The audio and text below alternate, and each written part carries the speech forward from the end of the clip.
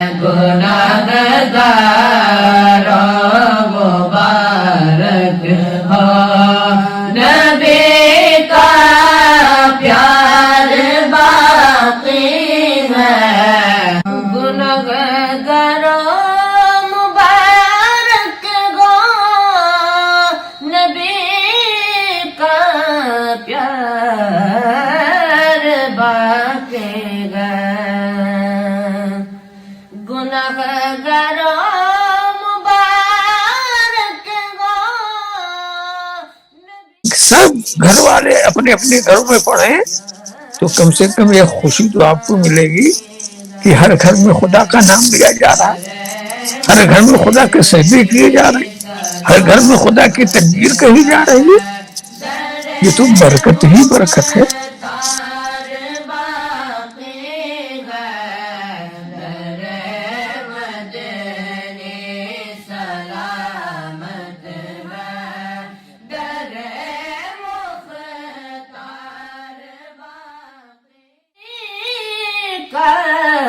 پیار باقی ہے در مدنی سلامت ہے در مختار باقی ہے در مدنی۔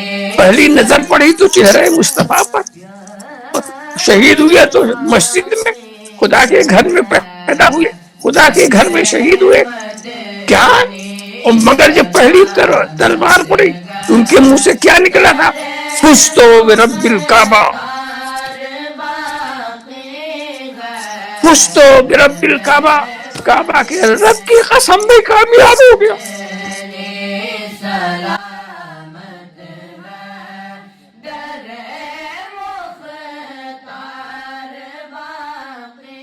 تو کیا کریں، کیسے کریں؟ بہت سے حضرات جو ہے اپنے سوالات کی شکل میں کہ کیا افکار و نظریات ہیں اس تعلق سے انشاءاللہ تعالی حضرت ہمیں ارشاد فرمائیں گے۔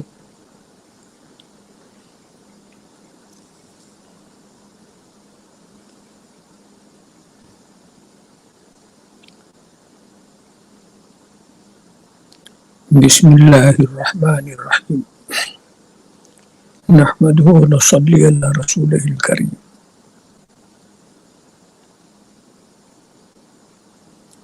یہ عید کا مسئلہ جو ہے یہ مسلمانوں کے لیے کوئی نئی چیز نہیں ہے، یہ خوشی کا موقع ہے۔ حضور صلی اللہ تعالی علیہ وسلم جب مدینہ شریف میں جلوہ افروز ہوئے تو انہوں نے دیکھا یہودیوں کو کچھ دنوں کی طرح خوشی مناتے ہوئے، ان کی خوشی کا انداز الگ ہوتا تھا، بہت ساری بےہودگیاں بھی اس میں ہوتی تھی، اور اسلام تو سب کو صحیح راستے پر لگانے کے لیے آیا ہے، اور خوش ہونا یہ انسان کی فطرت ہے، غم زدہ ہونا یہ انسان کی فطرت ہے۔ تو اسلام خوشی اور غم کے بھی احکام دے رہا کہ آزاد ہو کر کے نہ تم غم مناؤ، نہ آزاد ہو کر کے تم خوشی مناؤ، دونوں ایک حد ہو، دونوں کی حد ہے، غم کی بھی ایک حد ہے، خوشی کی بھی ایک حد ہے۔ اور ظاہر ہے کہ یہ حد آسمانی ہدایت ہی سے ہو سکتا تھا۔ تو حضور نے کہا کہ رب تبارک و تعالیٰ نے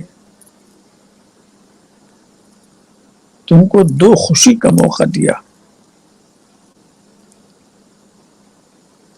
اس میں ایک تو یہی عید الفطر جس کو کہتے ہیں، اور دوسری خوشی عید قربان جسے کہتے ہیں۔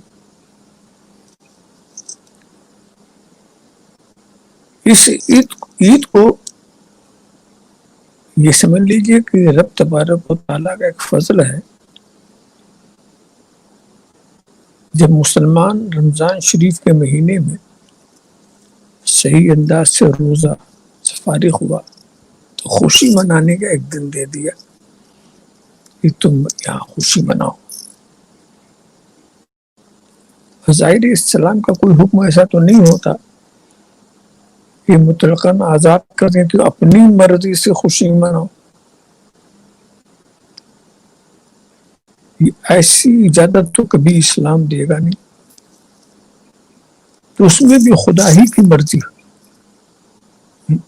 تمہاری خوشی وہی ہے جس میں تمہارا رب خوش ہے، تمہارا رسول جس سے خوش ہے، وہ تمہاری خوشی، اس لیے کہ تم کو ایک مسلمان کی حیثیت سے بتایا جا رہا ہے کہ ایسا کرو، اور تمہارے جو فطری جذبات ہیں اس کا بھی لحاظ کیا جا رہا۔ تو یہ گویا ایک انعام تھا،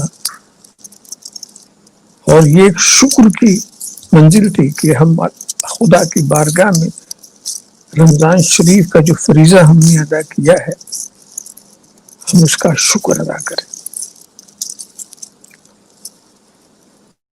یہ نماز بھی شکر کی نماز ہے، جس کو آپ عید کی نماز کہتے ہیں، اجتماعی طور پر ایک جگہ یہی ہے۔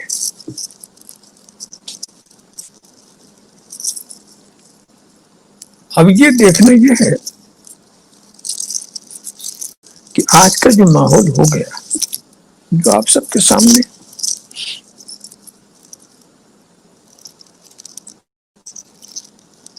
اس سے پہلے ہم عید میں کیا کیا کرتے تھے اور آج کیا ہم نہیں کر پائیں گے، کیا کیا آپ کرتے تھے؟ آپ خوشی مناتے تھے تو کیا کرتے تھے؟ اجتماعی طور پر آپ خدا کا کسی میدان میں یا کسی جگہ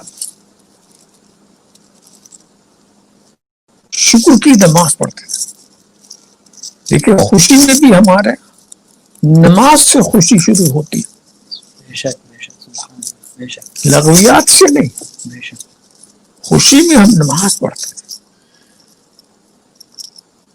نماز کی تکبیرات میں بھی ہم اضافہ کرتے تھے، خدا کی بڑائی۔ تو ہماری خوشی یہی ہے کہ خدا کے آگے سر جھکائیں، ہماری خوشی یہی ہے کہ خدا کی بڑائی بیان کریں، تو ہماری خوشی یہی ہے۔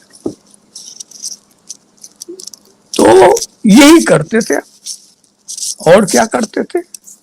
احباب اکٹھا ہوتے تھے، کھانے پینے میں فراغت ہوتی تھی، ہر طرف سوئیاں تیار ہوتی ہیں، حلوے تیار ہوتے ہیں، جس کی جیسی حیثیت ہے، یا کھا رہے ہیں پی رہے ہیں مل رہے ہیں، یہی سب تو کرتے تھے،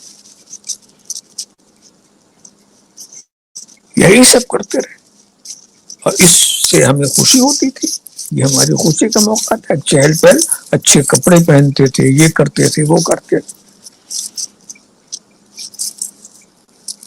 تو جو کچھ ہم کرتے تھے رمضان شریف کے مہینے میں اعتکاف 10 دن کے لیے وہ کرتے تھے، تراویح پڑھتے تھے،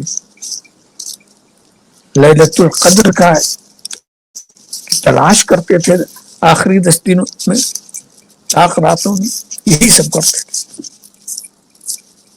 اب یہ دیکھیں کہ آج جو کچھ پابندیاں ہوئی اس سے ہماری کیا کیا چیز رکی۔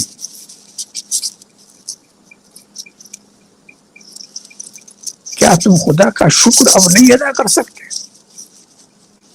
کیا تم خدا کے شکر کی کوئی نماز نہیں پڑھ سکتے؟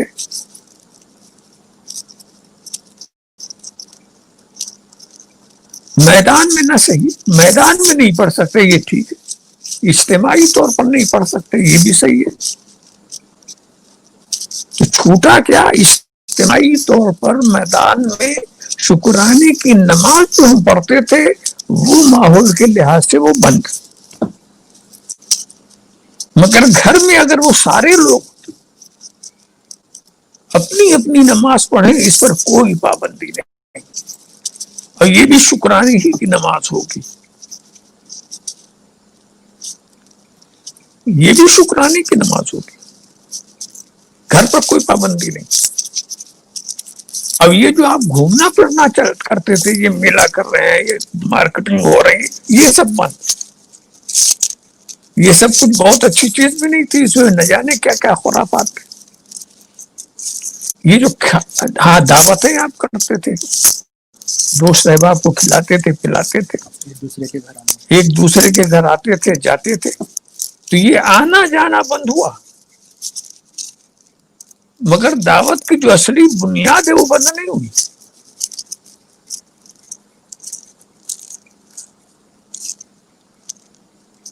آپ کا ہر کام وہ ہوتا تھا جس میں اجر و ثواب کی آپ کو امید. تو پہلے حساب لگا لیجیے کیا کام بند ہو گیا اور کیا اب بھی کھلا ہوا، یہ حساب لگا لیجیے. تو آپ دیکھیں گے پابندی چند باتوں پر ہے اور سب معاملہ کھلا ہی ہوا.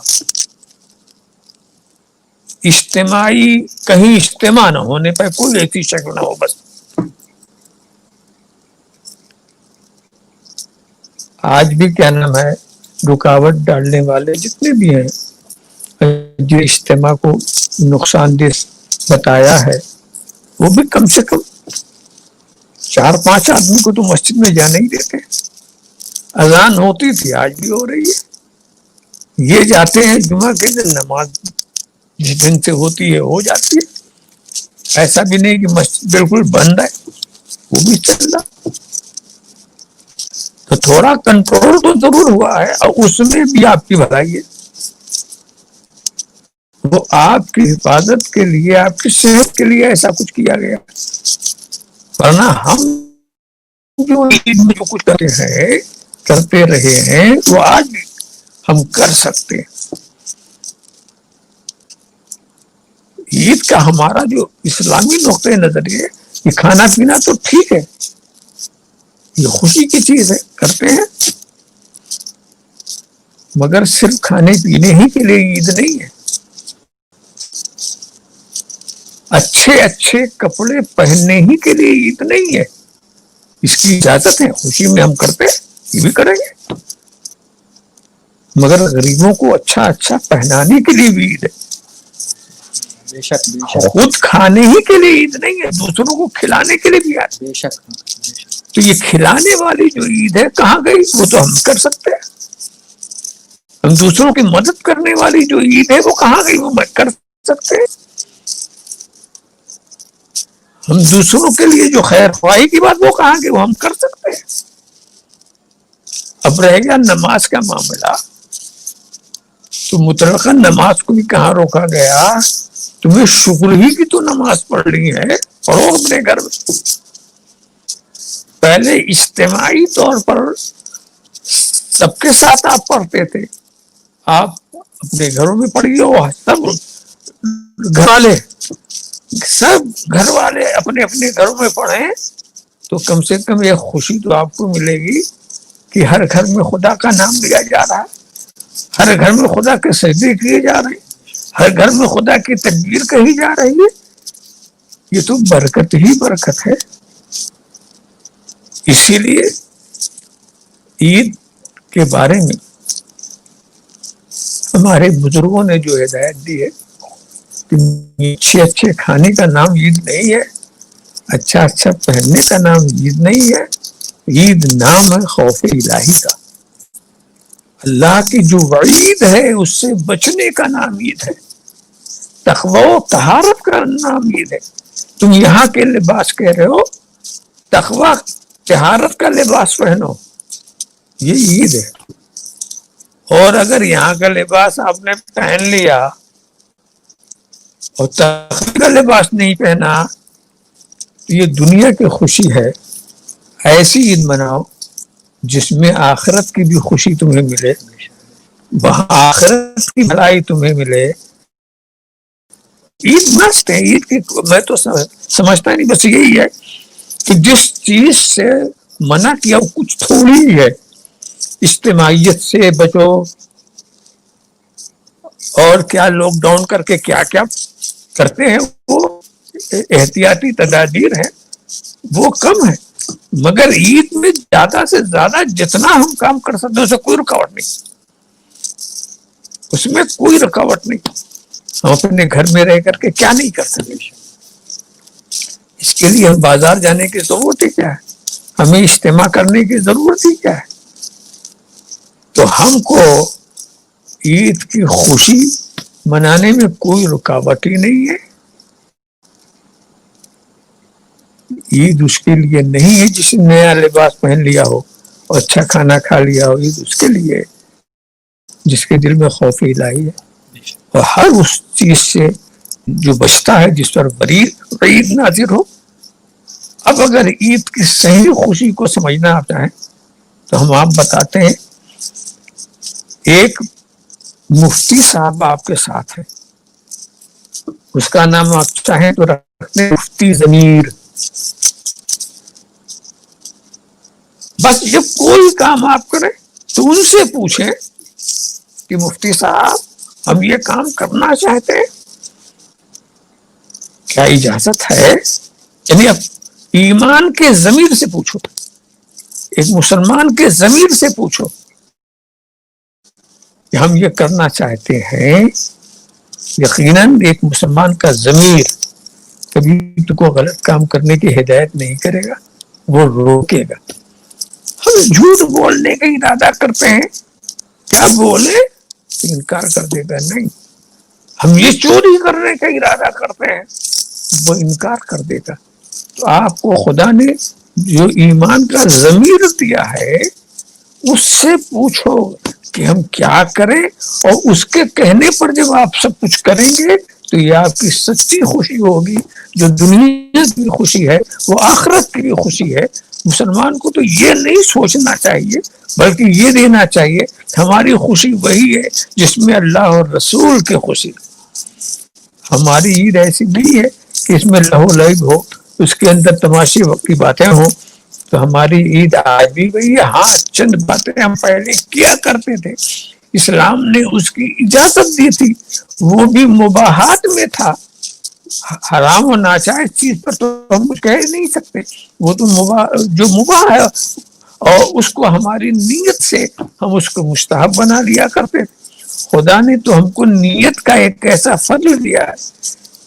نیت کا معاملہ ایسا ہے کہ وہ کیسی کیسی چیزوں کو ہم صحیح طور پر کر رہے تھے.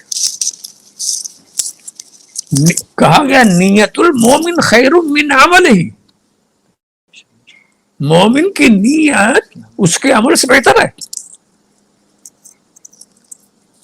مومن کی نیت اس کے عمل سے بہتر ہے. اور نیت الکافر شر من عمل ہی، اور کافر کی نیت اس کے عمل سے بدتر ہے.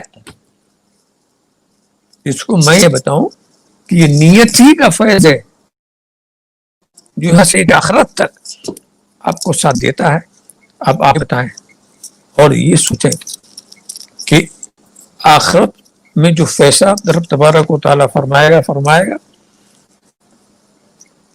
جنت و جہنم بن چکی. کچھ لوگ جہنم میں جائیں گے، کچھ لوگ جنت میں. جس کو رب چاہے گا اپنے عدل سے جس کو چاہے جہنم میں پہنچا دے، اپنے فضل سے جس کو چاہے جنت میں پہنچا دے. مگر آپ سوچیں گے جہنم میں جو جائے گا وہ ہمیشہ کے لیے. کچھ وہ لوگ ہیں جن کو رب تبارک و تعالیٰ مغفرت فرما دے، ان سے ہٹ کر کے کافر کی بات ہے. کافر جہنم میں جائے گا ہمیشہ کے لیے جائے گا، مومن جنت میں جائے گا ہمیشہ کے لیے جائے گا. اب آپ بتائیے کیا یہ اپنے عمل سے ایسا پہنچے؟ کیا اپنے عمل سے وہاں پہنچے گے؟ اور کافر کے عمل پر اس کو سزا دی جائے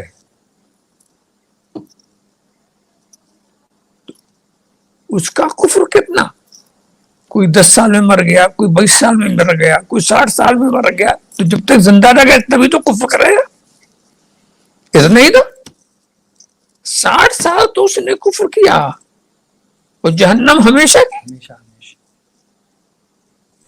ایسے ہی مومن کو دیکھیے، یہ بھی عمل کرتے ہیں، کسی نے 10 سال عمل کیا، کسی نے 20 سال کیا، کسی نے 30 سال کیا، مگر ہمیشہ جنت میں۔ تو عمل کی وجہ سے کیا ایسا؟ تو یہ کافر کا ہمیشہ جہنم میں رہنا اور مومن کا ہمیشہ جنت میں رہنا، یہ عمل کی وجہ سے نہیں ہے، یہ ان کی نیت کی وجہ سے۔ بے شک بے شک۔ جو جہنم میں کافر گیا، جس نے کفر کیا، جس نے کفر کیا وہ اس نیت سے کفر کیا کہ ہمیں ہمیشہ کافر رہنا ہے، تو اس ہمیشگی کی نیت سے اسے ہمیشہ کی جہنم ملے گی۔ اور جو مومن ہوا وہ اس نیت سے مومن ہوا کہ ہمیں ہمیشہ مومن رہنا ہے، تو اس نیت کی وجہ سے اسے ہمیشہ کی جنت ملے گی۔ سبحان اللہ، بے شک بے شک، سبحان اللہ۔ ذرا سا دیکھیں تو یہ اچھی بات ہے کہ نہیں کہ ہم اپنی نیت، اگر ہم نے بری نیت مرنے سے پہلے ہی لگا لی اس کا وبال ہمیں وہاں ملے گا، اچھی نیت مرنے سے پہلے لگا لی تو اس کی اچھائی ہمیں بعد میں ملے گی۔ اور دوسری بات اور ہے، مومن کی اعمال جو ہے اس کا اعتبار ہوتا، کافر کتنا بھی عمل کرے اس کا کوئی ثواب اس کو نہیں ملے گا، مومن کے عمل کا ثواب ملتا رہتا ہے۔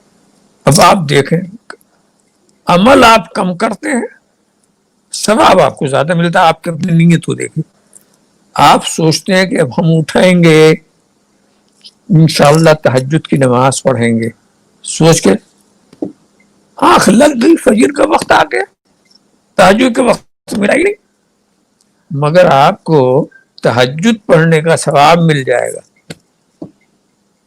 وقت تو نہیں ملا مگر وہ نیت آپ نے کی تھی نا، تو اس نیت کرنے سے آپ کو تہجد کے وقت کا ثواب مل گیا۔ اس لیے کہ جو اچھائی کی نیت کرتا ہے، اچھائی کر لے تب اسے اجر ملے ایسا نہیں ہے، نیت کا فوراً اجر اس کو مل جاتا۔ اب اگر نہ کرے بعد میں، ہم نے اچھی نیت تو کی تھی، اجر مل گیا، نہیں کیا تو وہ ہمارا مہربان رب تبارک و تعالی وہ ایسا مہربان ہے، فضل و کرم کرنے والا ہے، جب لکھ دیا تمہارے لیے ثواب تو اب اس کو نہیں کاٹے گا، سبحان اللہ، اب اس کو نہیں کاٹے گا۔ تو کتنا آسان کام ہوا کہ نیت کر لیا، آپ کو ثواب وہی مل گیا، وہی ثواب مل گیا۔ اب کسی مجبوری سے کچھ بھی کریں، آپ کے دل میں اگر یہ نیت ہے پکے انداز سے کہ ہم عید کی نماز پڑھیں گے، جماعت کے ساتھ پڑھیں گے، بالکل خالص نیت ہے، اور اب اس لیے رک رہے ہیں کہ کچھ رکاوٹیں ہیں، اس وجہ سے رک گئے، اطمینان رکھی کہ دینے والا آپ کو عید کی نماز کا اجر دے گا، جماعت کی نماز کا اجر دے گا۔ سبحان اللہ، سبحان اللہ۔ اس کی کریمی پہ بھروسہ کیجیے، بس نیت سچی ہونی چاہیے۔ نیت کی وجہ سے آپ کو اجتماع کا بھی ثواب ملے گا، عید کی نماز کا بھی ثواب ملے گا، اس لیے کہ وہ علیم الخبیر دیکھ رہا ہے، اس میرے بندے نے چاہا تو تھا، اس رکاوٹ کی وجہ سے وہ نہیں پڑھ سکا، اس رکاوٹ کی وجہ سے وہ اکٹھا نہیں ہو سکا۔ تو اب رب تبارک تعالیٰ علیم و خبیر قادر مطلق ہے، وہ جو چاہے کرے، تو اس میں وہ فکر بھی نہیں کرنی چاہیے کہ یہ رہ گیا وہ رہ گیا۔ ہاں ایک بات میں بتاؤں، خوشی منائیے کہ عید کے موقع پر جو حماقتیں آپ سے ہوتی تھی اس سے آپ بچ گئے۔ اب نیکیاں جو ہے اس کا دروازہ کھلا ہوا ہے، نیکیاں کرتے رہیے، اپنا اجر بڑھاتے رہیے، خدا کو یاد کرتے رہیے، اور اس کے بعد یہ 2 رکعت اگر آپ نے شکرانے کی اس دن پڑھ لی تو یہ عید ہی کا شکرانہ ہوگا۔ اپنے گھر پر جو آپ پڑھ لیں گے یہ عید ہی کا شکرانہ ہوگا۔ اور اگر آپ کو اور شوقت ہے تو اور ہے کہ چاشت کے وقت میں اگر 4 رکعت اور آپ نے پڑھ لیا تو مومن کی تو عید یہی ہے کہ کسی نہ کسی بہانے سے خدا کی بارگاہ میں سر جھکاتا رہے. سبحان اللہ. یہ اس کی عید ہے. اور آپ اچھے کپڑا پہننے سے کون روکتا ہے؟ آپ کو اچھا کھانا کھانے سے کون روکتا ہے؟ سوئیاں بنانے سے کون روکتا ہے؟ آپ اپنے گھر والوں کے ساتھ مل کر کے بنائیے، کھائیے، پہنیے، خوشی منائیے.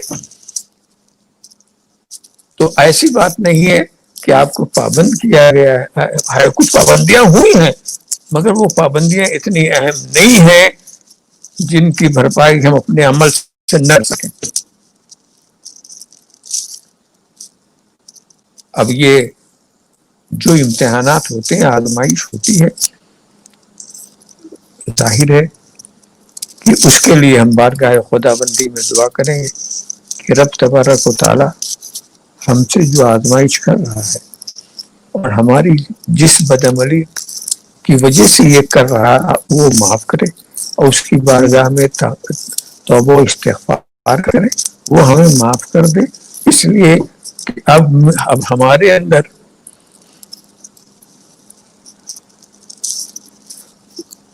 اس کی آزمائش کے لیے